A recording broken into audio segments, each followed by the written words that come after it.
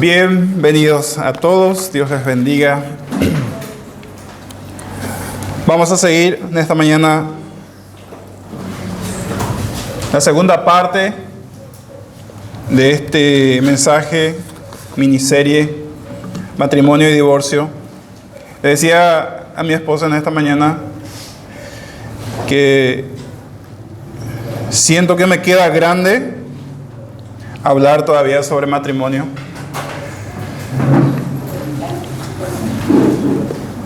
Y he orado para que lo haga con sencillez, con humildad, con un corazón pastoral.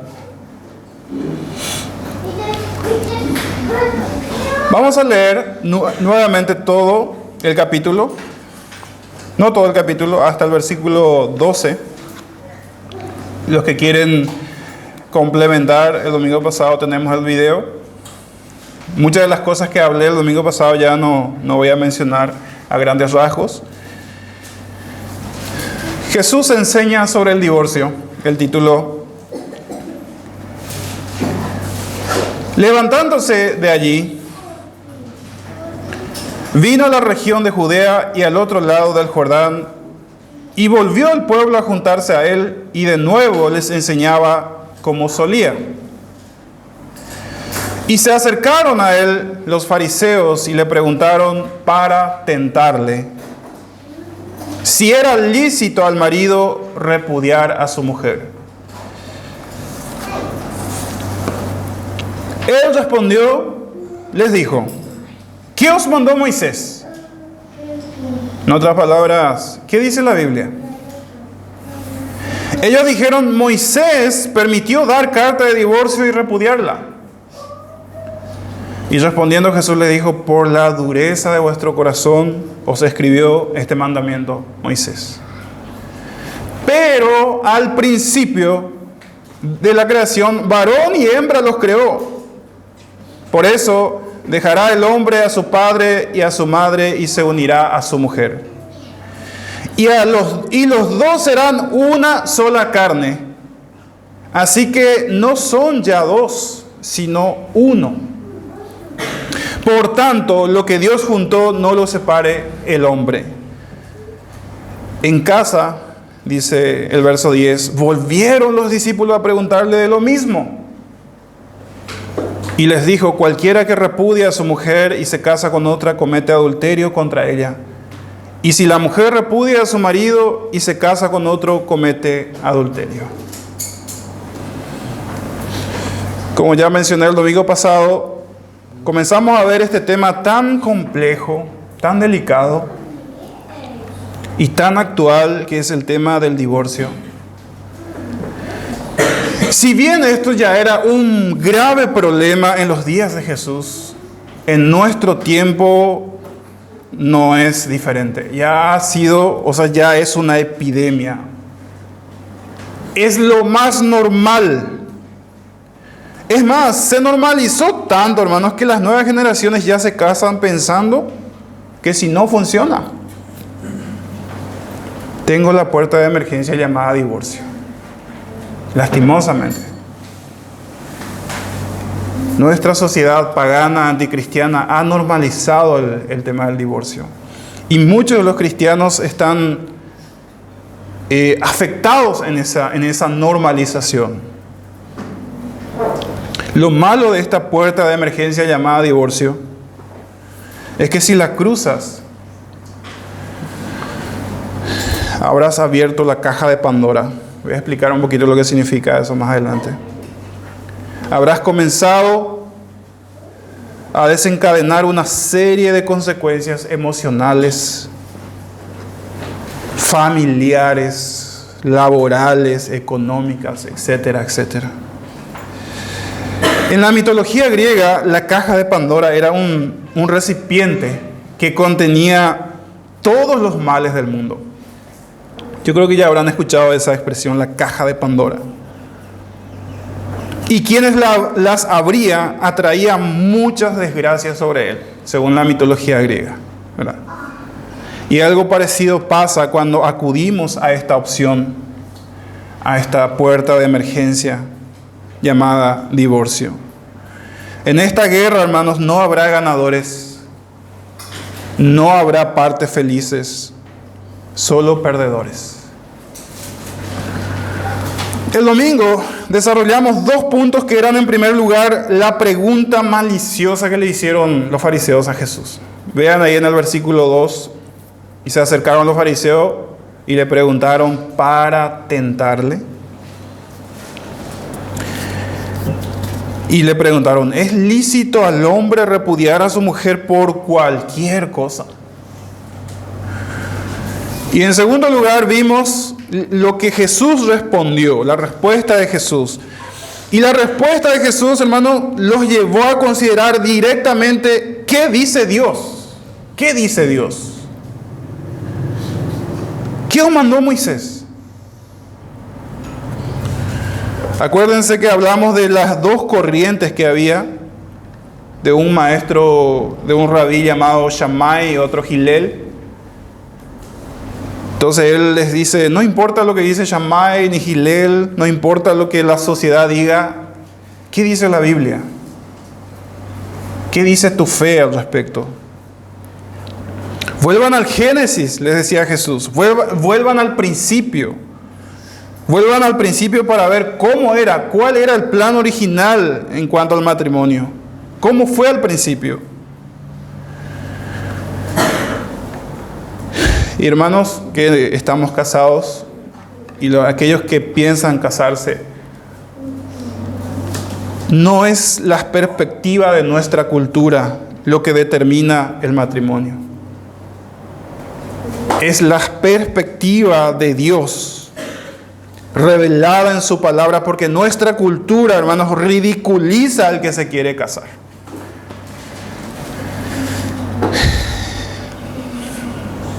Frases como serás lorito hoga, ¿verdad?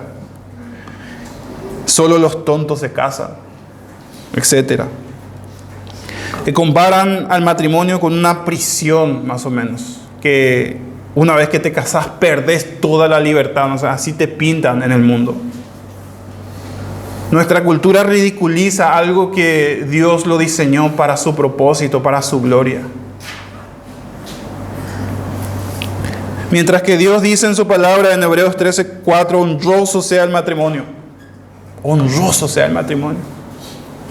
Es honorable el matrimonio. Es celestial el matrimonio. En nuestro texto nos quedamos con la conclusión que el Señor dio ahí en el verso 9. Pueden mirar en su texto. El Señor concluye esta parte diciendo, por lo tanto, lo que Dios unió no lo separe el hombre. El hombre y la mujer quedan fusionados. Una vez que se casan, quedan fusionados en alma, en cuerpo, en espíritu. Es como si Dios uniera al matrimonio o a las 2 personas que se casan con un pegamento celestial. Nos volvemos parte de esa persona y viceversa.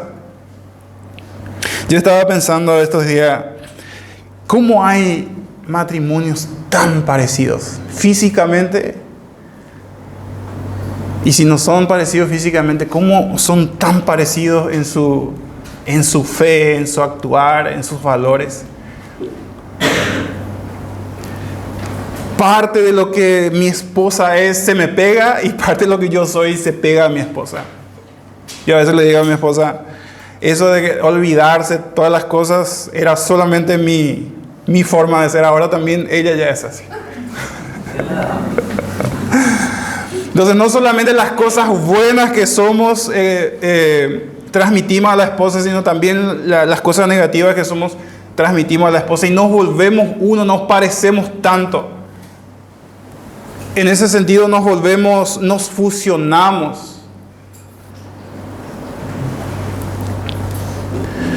En el libro de Malaquías 2:16, voy a citar nomás, es muy claro al respecto de Dios cuando dice, porque Jehová Dios de Israel ha dicho que aborrece el divorcio. Y al que cubre de iniquidad su vestido, dijo Jehová de los ejércitos, guardaos pues en vuestro espíritu y no seáis desleales. Hay una versión que dice, Jehová Dios aborrece el repudio y al que cubre con violencia sus vestiduras.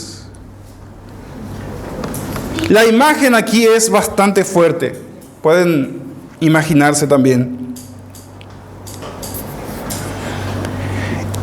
El que mancha con violencia sus vestidos. Y parece que la idea aquí es como si tú le enterraras un puñal a la otra persona.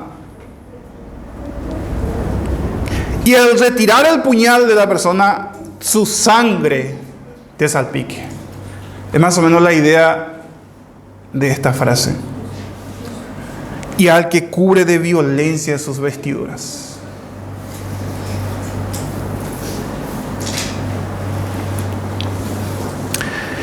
Y hay tres cosas que podemos decir con toda seguridad y que los cristianos, o si somos cristianos, vamos a estar de acuerdo con esto. En primer lugar, el divorcio es contrario al diseño original de Dios. Puedes guardar eso en tu memoria. Primero, el divorcio es contrario al diseño original de Dios. Es lo que Dios dice en su palabra. Varón y hembra los creó para que se unieran en un vínculo indisoluble. Lo segundo es que cada divorcio está envuelto por el pecado de por lo menos uno de los cónyuges. El pecado siempre hace parte de esta decisión.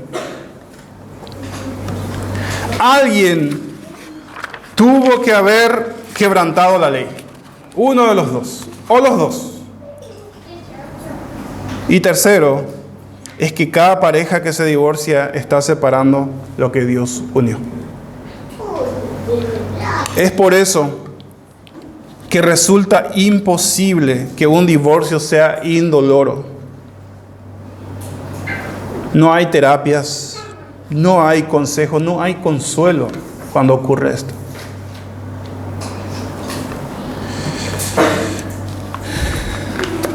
Un divorcio siempre será traumático.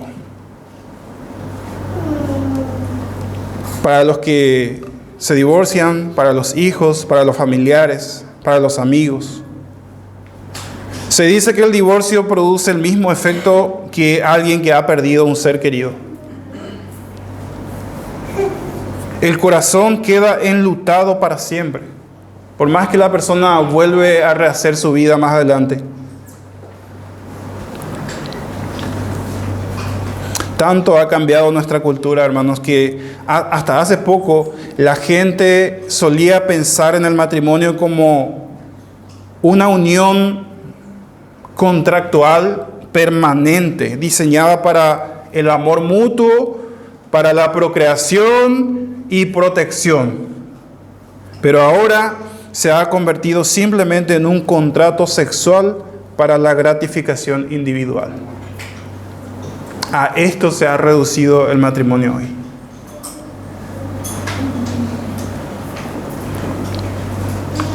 Lo que antes era una institución pública para el bien común, ahora es un arreglo privado para la satisfacción personal. Mientras esa relación me ofrece algo, entonces todo tranquilo, permanezco junto. Pero cuando esa relación ya no me ofrece nada, entonces me busco otro, me busco otra. Así se está tomando a la ligera el matrimonio en el mundo. Y la iglesia no está exento de esto. Anoche, para complementar la prédica, estaba escuchando al pastor Marcos Peña, que es uno de los pastores de Iglesia Bíblica del Señor Jesucristo en Santo Domingo. Y estaba dando algunos consejos. Y muchos de los comentarios que veía abajo de la entrevista eran terribles. Eran terribles. Personas contando su experiencia. Diciendo, por ejemplo, uno decía, una mujer decía, ya no siento amor por mi esposo y somos cristianos. Ya no siento nada por él y no sé qué hacer.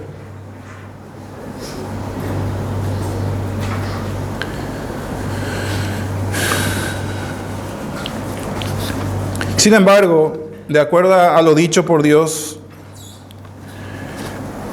Dios manda, yo tengo que amar a mi esposa, a mi esposo, en las buenas y en las malas. Porque yo me comprometí a hacerlo. Eso fue lo que yo hice en el pacto matrimonial. Yo no tengo opción. El hombre no tiene opción. Una vez que pasa esta línea, no tiene opción. Nosotros nos comprometimos a amar a nuestra esposa en las buenas y en las malas y viceversa. Eso fue lo que prometiste en el día de tu boda. ¿Te acuerdas? Y no importa, porque algunos dicen, yo cuando me casé yo era incrédula o incrédulo, yo no le conocía al Señor. No importa eso. Eso no anula tu compromiso. Eso no anula el pacto. ¿Se acuerdan que el domingo decíamos que el matrimonio es una representación viviente de la relación de Cristo con su iglesia? De ahí la tremenda importancia del matrimonio. El matrimonio no fue solamente hecho para la satisfacción personal de dos individuos. Tiene un propósito celestial, tiene un propósito eterno. Y cuando eso no se entiende antes del matrimonio, eso lleva más adelante conflictos en el matrimonio. Porque nos casamos con conceptos equivocados. Y en la realidad nos encontramos que no es tanto así.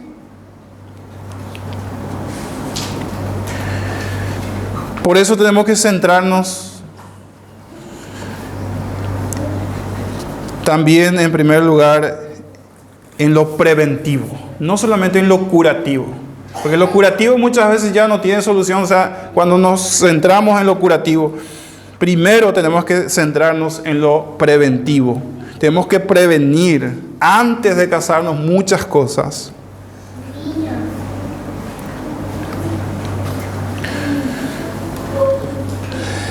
Henry Smith, un puritano, teólogo, decía, un hombre debe elegir primero a quién amar y luego amar su elección.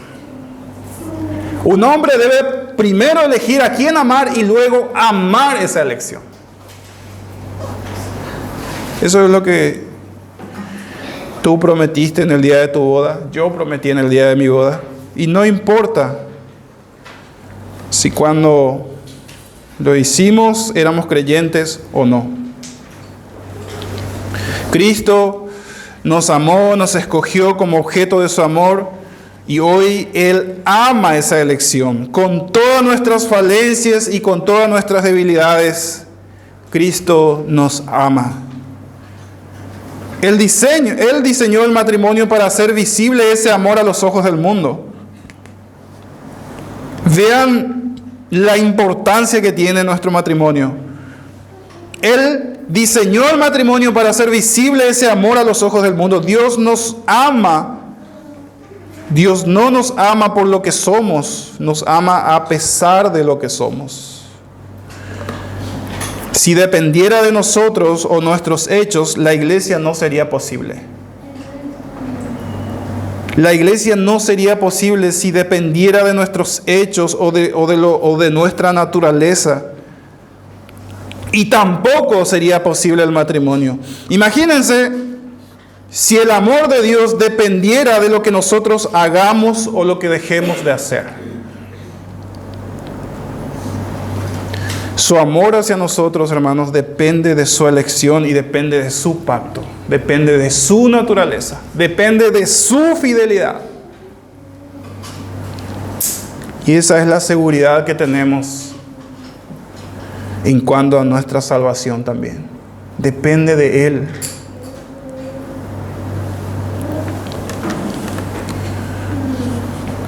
Y ahora manda a los esposos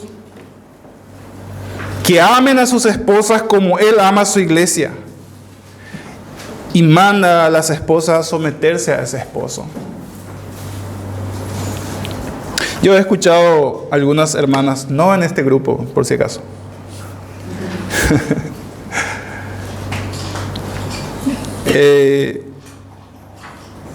decir que a nosotras nos tocó la parte más difícil, que es de someternos. Y yo creo que no, hermanas. Yo creo que a nosotros sí nos tocó la parte más difícil. ¿Por qué? Porque Cristo nos manda a amarlas como Cristo amó a su iglesia. ¿Y cómo Él amó a su iglesia? Se entregó por Él hasta la muerte. Y el llamado del esposo va hasta ese nivel. Cristo dice: ama a tu esposa así como yo amo a la iglesia y me entregué por ella. A nosotros se nos manda entregar nuestra vida por ustedes si es necesario, si fuera necesario. Dice Efesios 5, el que ama a su mujer, dice, a sí mismo se ama. Y a través del voto matrimonial, esa mujer es tu carne. Esa mujer es tu cuerpo. Esa mujer hace parte de tu cuerpo y viceversa. Tú no puedes dañarla. El hombre no puede dañar a su esposa sin que se dañe a sí mismo.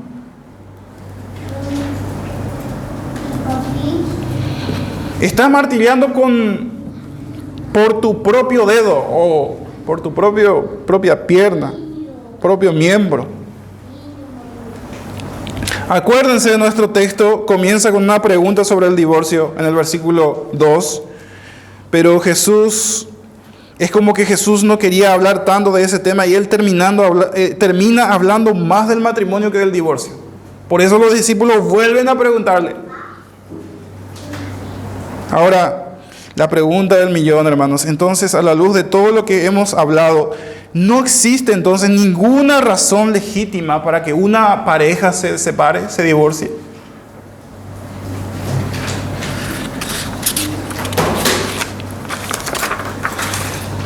Y eso nos lleva al tercer punto, porque tienen 4 puntos, he dejado los 2 últimos para hoy. Ya vimos la pregunta de los fariseos y también ya vimos la respuesta de Jesús el domingo pasado. Ahora veremos la pregunta de los discípulos. Versículo 10. Ya en casa, dice el versículo 10, volvieron los discípulos a preguntarle lo mismo. ¿Qué es lo mismo? La misma pregunta que hicieron los fariseos. ¿Es lícito? ¿Podemos darle carta de divorcio por cualquier causa a nuestra esposa? Esto ya era en privado, porque al final Jesús no había respondido la pregunta. Si ustedes leen detenidamente, ustedes van a ver que Jesús no respondió la pregunta, por lo menos directamente. No dijo sí o no. Entonces los discípulos quedaron con esta pregunta. Es como que Jesús no fue muy claro en esto. Entonces ya en casa los discípulos volvieron a preguntarle. Suponemos que Jesús no respondió la pregunta a los fariseos porque estos fariseos no eran sinceros. La pregunta no era sincera. Entonces Jesús recuerdan que el texto dice que era para tentarle, para ponerle a prueba, para echarle en una trampa, porque se acuerdan que en la región donde él estaba, Herodes Antipas era gobernador. Y este Herodes era aquel que Juan le confrontó por su pecado de divorcio ilegítimo. Se había casado con el hermano, con la esposa de su hermano. Entonces los fariseos querían que él se le vaya la lengua y diga algo en contra del gobernador y que se le aprese y que Jesús termine preso o muerto. Ese era el propósito de los fariseos. Los fariseos no tenían ni la menor intención de aprender la verdad ese día.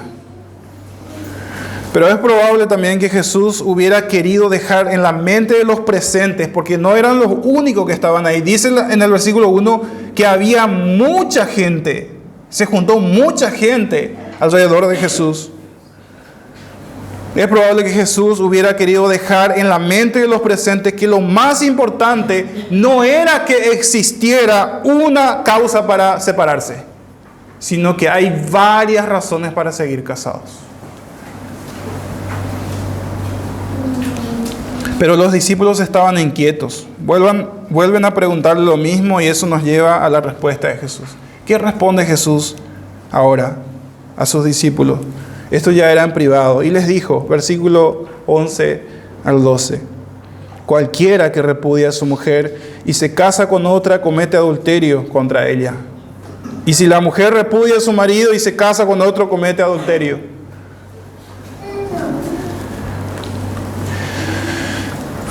A los que los discípulos respondieron en el relato paralelo de Mateo 19:10. Si así es la condición del hombre con su esposa, no conviene casarse. Madre mía, dijeron los discípulos, si esto es así, no conviene casarse. ¿Por qué ellos respondieron de esta forma? ¿Por qué ellos reaccionaron de esta forma? Ellos estaban tan acostumbrados a esa cosmovisión, a esa cultura de que yo le puedo dar divorcio por cualquier causa a mi esposa, que cuando escucharon esto de la boca de Jesús, esto les chocó.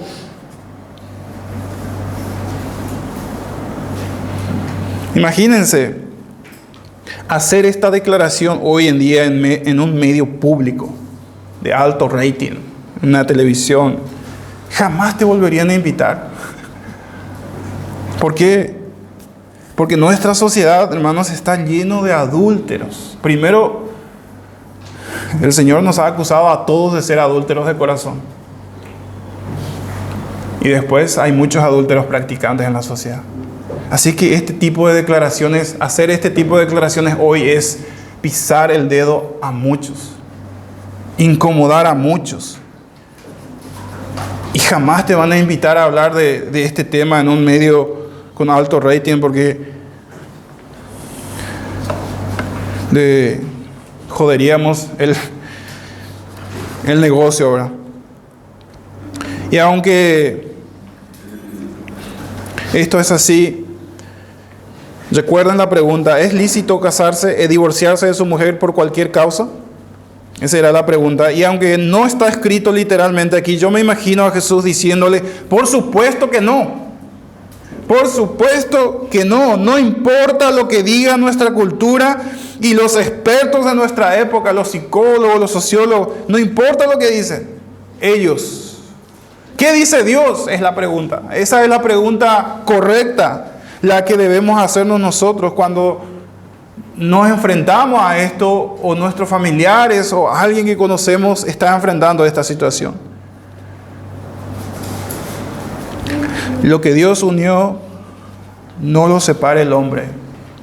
Esto sigue resonando siglo a siglo y va a ser la verdad hasta el último día.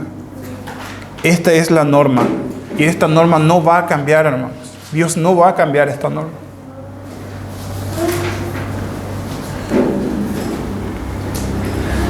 Lo que Dios pide de nosotros es adecuarnos a lo que Él diseñó, no al revés.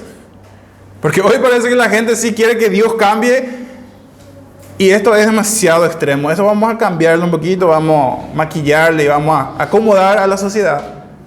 Y eso es lo que muchos están haciendo hoy. El día que te casaste, eso quedó registrado en el registro civil celestial. Tu nombre está allí. Tu matrimonio está anotado allí. A no ser, hermanos, que el divorcio se plantee por una razón legítima. Y aquí vamos a hablar de ese punto. Vayamos un momento en el pasaje paralelo de Mateo 19. Dejen su dedo en el texto principal. Vayamos en Mateo 19:9, que es el relato paralelo de este texto.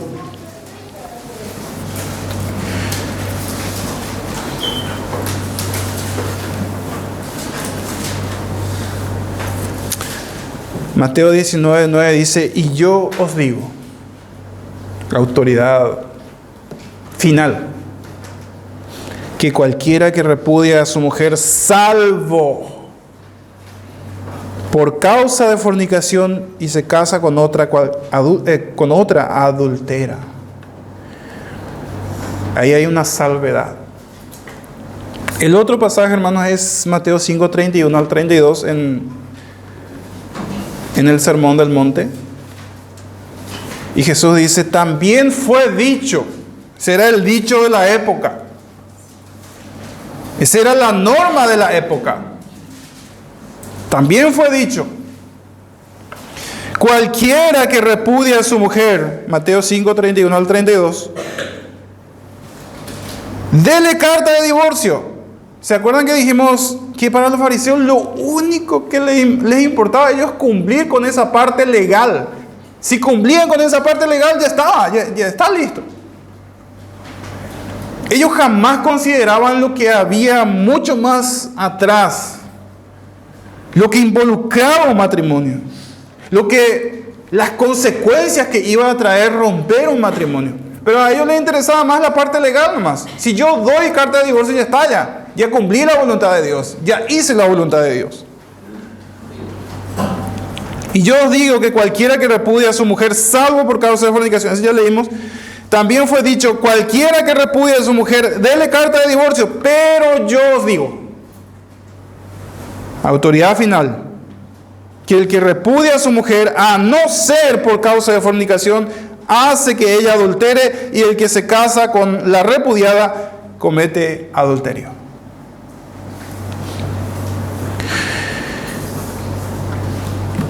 Es sobre la base de estos dos pasajes que históricamente la mayoría de los protestantes, a través de los siglos,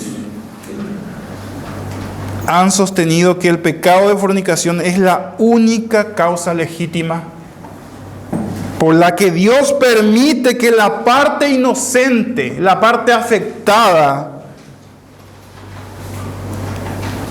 inicie un proceso de divorcio. ¿Se entiende? Ahora, no estoy diciendo, hermanos, que la parte inocente deba divorciarse precisamente. Gracias a Dios, existe la bendita dicha, la bendita opción del perdón. A pesar de que Dios le permite a la parte afectada comenzar un proceso de divorcio, no está obligado a hacerlo. Existe la opción, esta sí es una verdadera puerta de emergencia. Esta sí debemos cruzarla, esta sí debemos tomarla.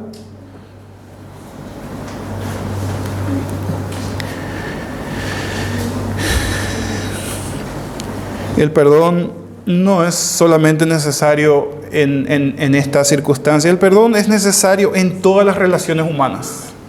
No hay relaciones humanas que funcionen sin perdón.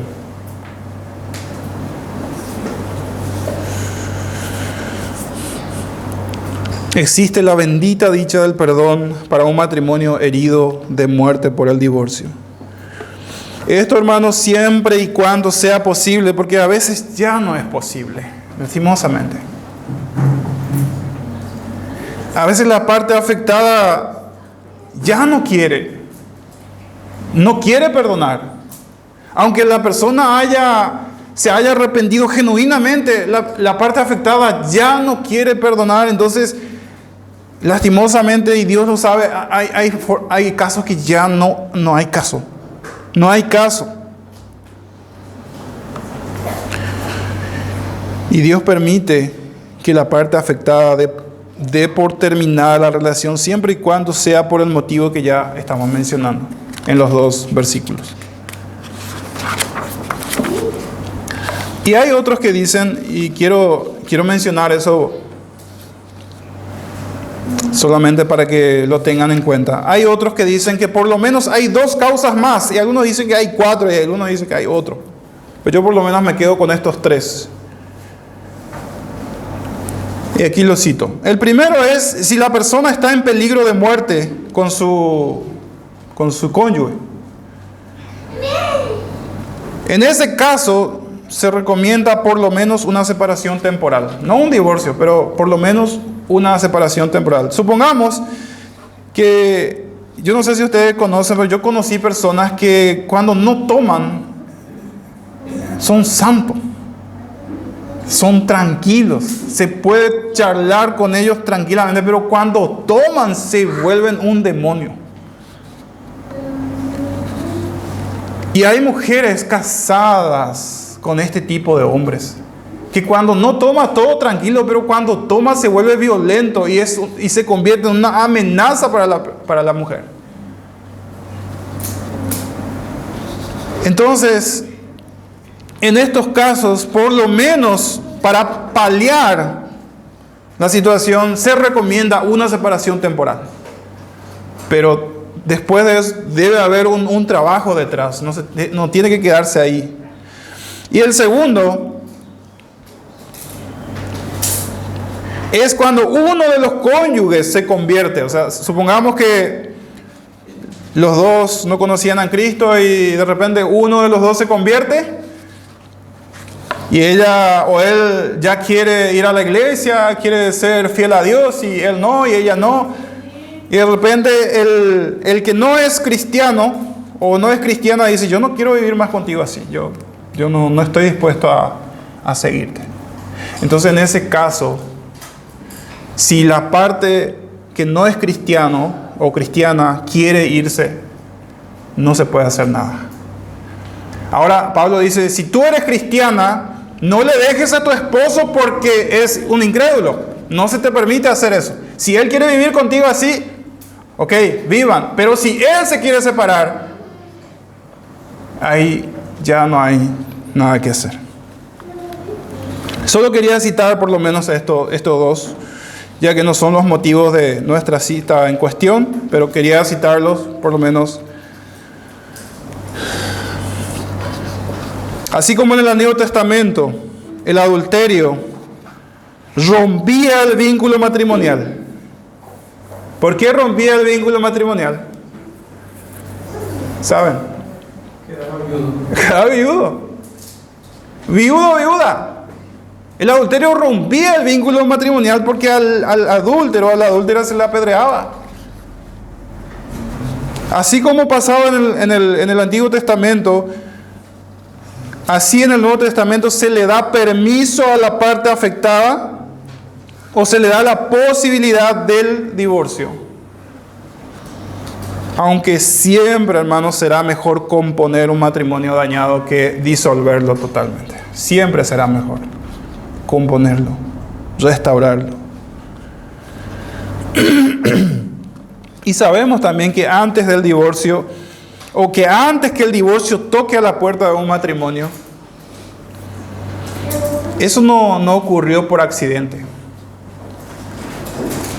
Mucho, pero mucho antes ya hubo una serie de pecados hasta que se llegó a ese punto.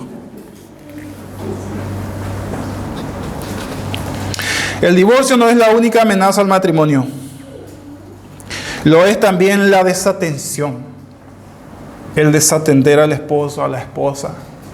El descuidar, el pensar que ya me casé con él, ya me casé con ella y ya está, ya le aseguré. No.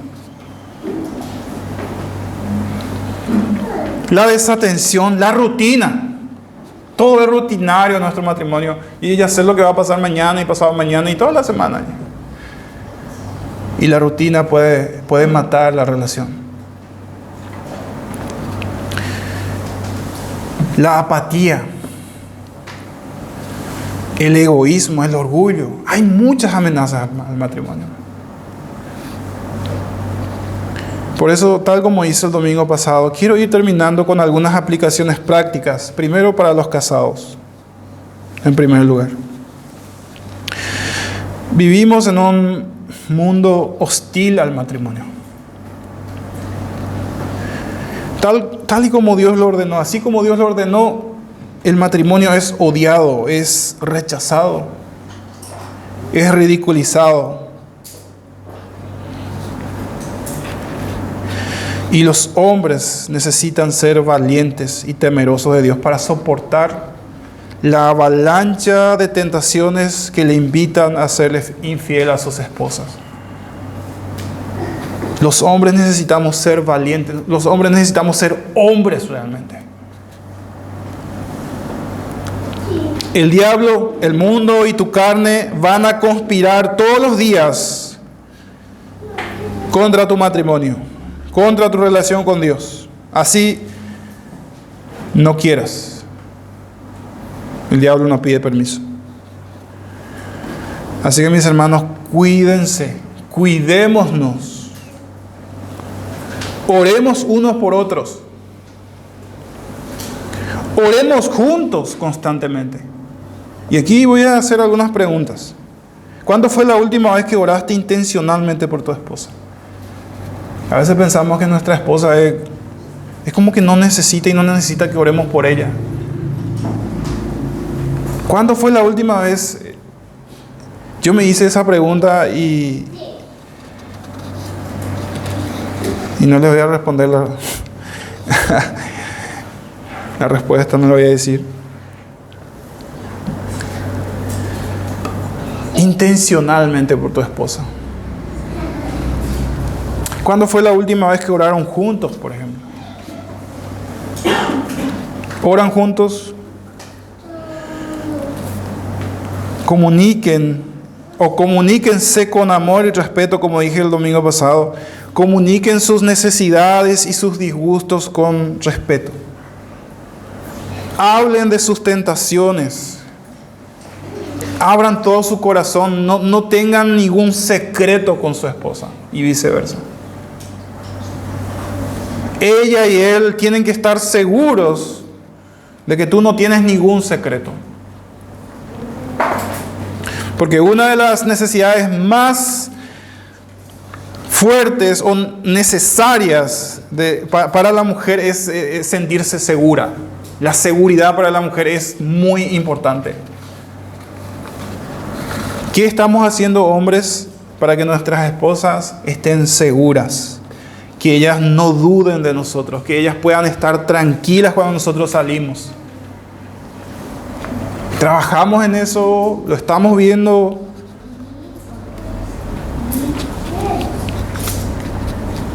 Recuerda que no puedes lastimarla a ella sin que también tú te lastimes, porque ella es tu cuerpo y tu cuerpo es de ella.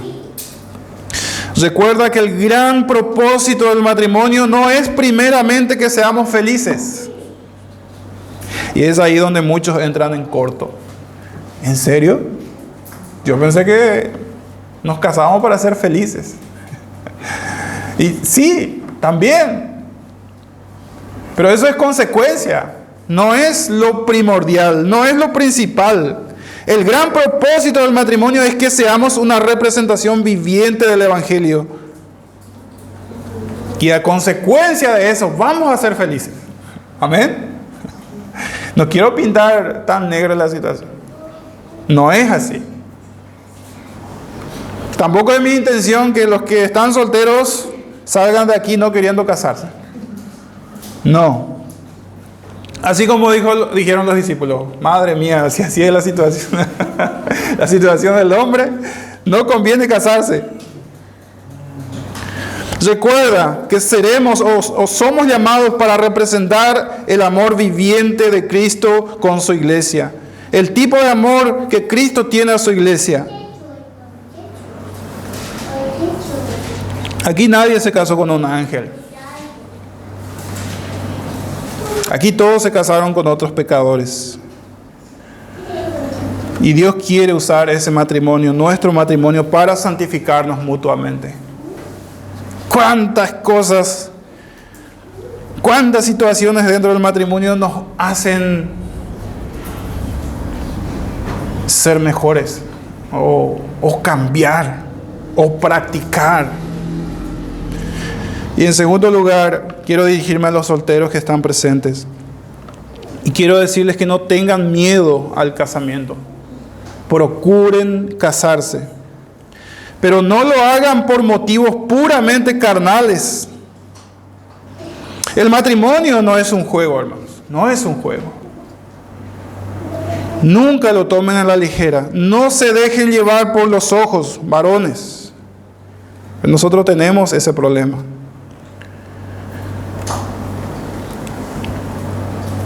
Nosotros no solo nos casamos con una persona, nosotros nos casamos con un carácter. Y eso es lo que muchas veces olvidamos. No nos estamos casando solo con una persona, con una hermosa mujer o un hermoso hombre. Nos estamos casando con su carácter. La linda figura y el lindo parecer del tipo con el tiempo perderá su atractivo, pero el carácter permanecerá. Por más ejercicio que hagamos, tarde o temprano va a llegar ese marchitar del cuerpo. El verso que el Espíritu Santo inspiró en Proverbios 11:22 es tremendo, hermano.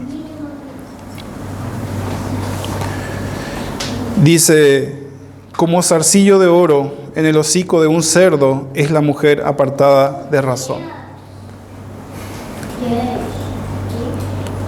Yo cuando vi ese versículo, yo dije, me da miedo leer ese versículo. Como zarcillo de oro en el hocico de un cerdo es la mujer apartada de razón. Y dice un comentarista de este versículo: si te casas por el zarcillo se marchitará y te quedarás con el cerdo. Fuerte, ¿no?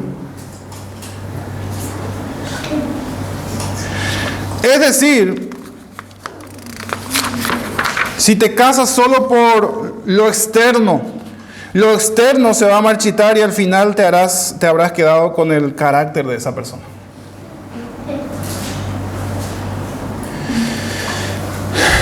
Soltero, soltera, pídele a Dios que te provea una persona adecuada, pero, escucha bien, también pide que te prepare a ti para que seas tú esa persona adecuada. No solamente de tu parte pedir que Dios te provea de una persona adecuada, pide que tú seas esa persona.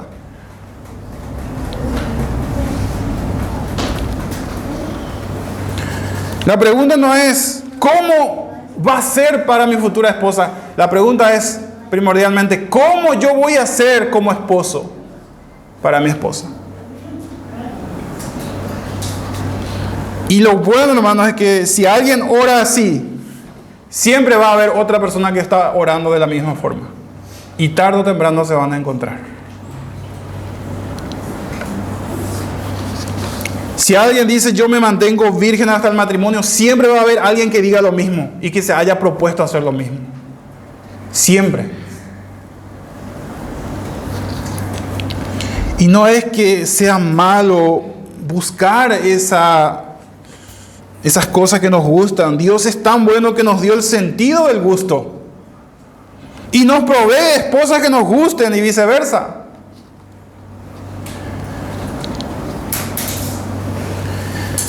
Y pidan consejos, jóvenes, pidan consejos, escuchen a sus padres.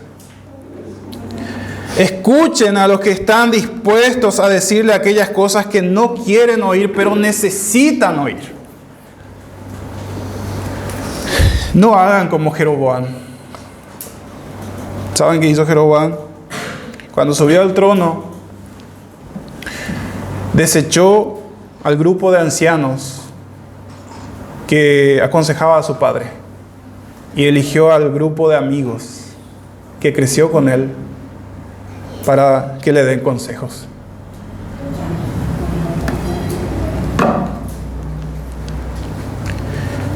Y ustedes van a ver que creo que está en Primera de Reyes. Van a ver cómo le fue a Jeroboam, porque le escuchó. ¿Cómo? Roboam. Le fue muy mal porque escuchó antes que a los ancianos, escuchó a sus amigos. No busques consejo matrimonial en la calle o compañeros de escuela o de facultad porque ellos no saben nada. Busquen consejos matrimoniales con gente que ya están en eso. Y por último, como dice el domingo, también quiero dirigirme a los que han pasado por la experiencia amarga del divorcio. Yo he pensado en ustedes, hermano, he orado por ustedes, he orado por cada uno de ustedes. Pero yo no sé lo que es eso. Y espero nunca saberlo.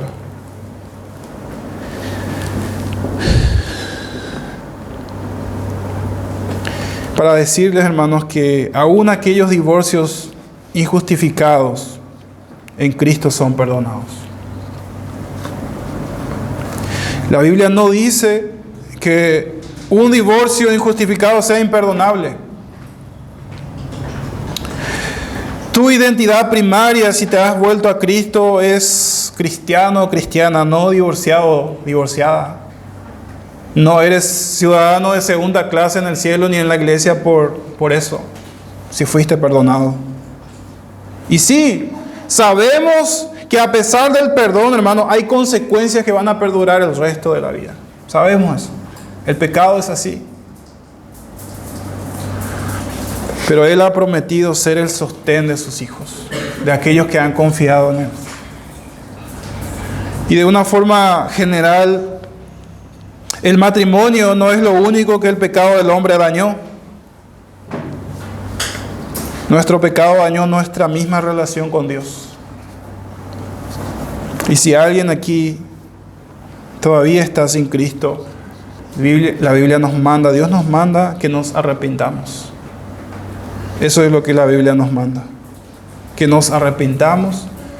Y aquellos que se arrepintieron ya, vivir una vida de arrepentimiento constantemente. El arrepentimiento no es un evento. El arrepentimiento es un estilo de vida del cristiano, que sabe que fue perdonado por gracia y aceptado por gracia. Vamos a ponernos en pie, hermanos, vamos a terminar.